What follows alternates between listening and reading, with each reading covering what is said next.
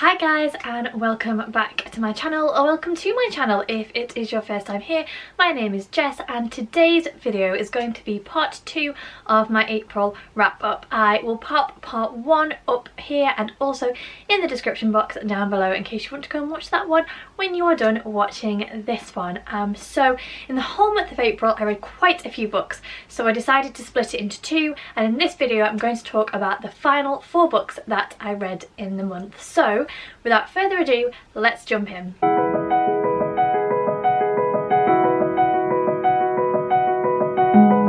So the first book I'm going to talk about I don't actually have my physical copy of because I lent it to a friend, and that is The Corset by Laura Purcell. So this is historical fiction.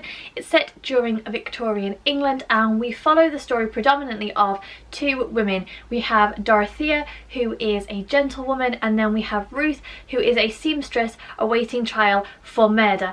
And Dorothea has a very interesting hobby, as you might expect for the period. Her father wants her to marry, and he wants her to marry into money, but Dorothea has other ideas and she has a very interesting hobby.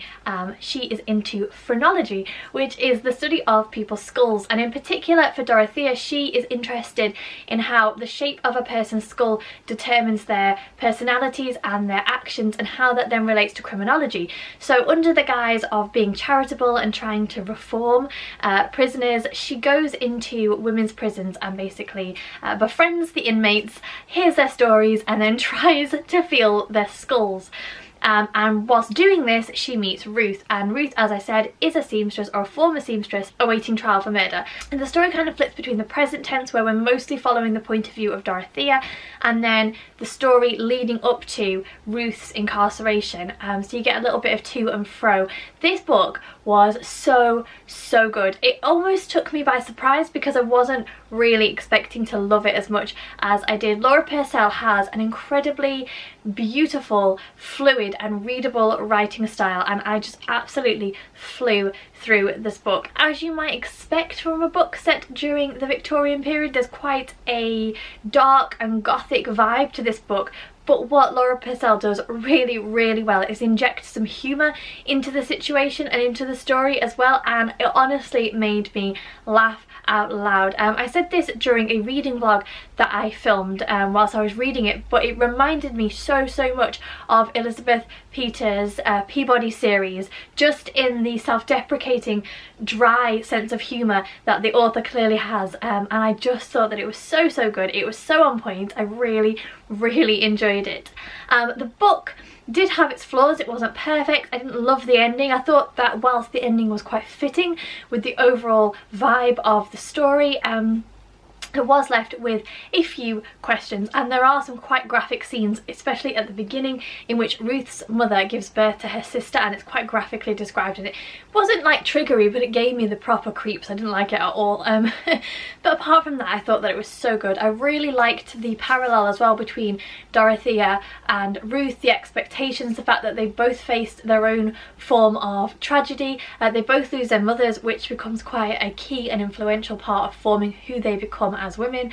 Yeah, I just thought it was so good, and so easy to read as well. I didn't feel like it was heavy or overdone. Yeah, it was just such a good book. If you can't tell, I loved it and I would highly recommend. The next book that I picked up was The Letter by Kathryn Hughes. This is historical fiction. It was probably my least favourite book of the month, if not my least favourite book that I've read for quite some time, because unfortunately I only gave it 1 star. This book hugely missed the mark for me. On the surface it had all the markers and the potential to be an absolute fantastic tearjerker emotional journey, and it just fell so short of the mark for me. So as I said, this is historical fiction. We have 2 timelines. We have one set during the 1970s when we're following a woman called Tina who is in an abusive and violent marriage, and in order to get herself out of the house she volunteers in a charity shop. One day she comes across a sealed letter in the pocket of a suit which has been donated. She decides to open it, read the contents, and from there her story begins to unfold. And then the second timeline is set during the late 1930s, and we are following a young couple who basically are destined to never quite get their happy ending. So as I said, on the surface this book had lots of potential with the whole dual timeline family drama side of things. It gave me the same kind of feels as Kate Morton and Lucinda Riley, and maybe that was the book's downfall because they are two authors that I absolutely adore, and this book just had no hope of meeting my expectations. And then on the other side, you know, the whole concept of this like long lost family reunion type thing as well, it just could have been so good, but for me the characters felt so one-dimensional. I didn't connect with them at all. I didn't really care what happened to any of them. I thought that the book was quite poorly written and poorly edited, and it didn't make for a good reading experience. Now if you know me, you know that I will always try to find something good to say about a book, because as a person who's written a book, I understand the time and the effort and the emotional drain that it is to write a book and put it out in the world, and I would always try to find something good to say about a book, which is why I also find it really difficult to DNF books, because I want to give a story every opportunity to kind of come back together and redeem itself, but this book just didn't for me. I thought that it was flat and one-dimensional and a little bit boring, and I was just so disappointed because I really wanted to like it, and maybe I missed something, maybe I read it at the wrong time, I don't know, but for me this was a 1-star read, and I'm really disappointed because I wanted to love it, I just didn't. The next book that I read was one of my favourite books. It was a highly anticipated read for me. I adore this author, she can do no wrong in my eyes, and of course I'm talking about Leigh Bardugo and her latest release, King of Scars, her latest Grisha-verse release, should I say. King of Scars. So I can't talk in too much detail about what this book is about because I feel like you need to have gone on the Grisha journey with Leigh Bardugo, starting with her original Grisha trilogy, moving on to Six of Crows and Crooked Kingdom, and then picking this one up, because there are a lot of crossover with characters, and I think that it really enhances your reading experience to have the background before you then pick up this one. In particular, there is some crossover between the Six of Crows duology with some of the characters in here, and some of the things that have happened will be spoiled if you pick this one up first.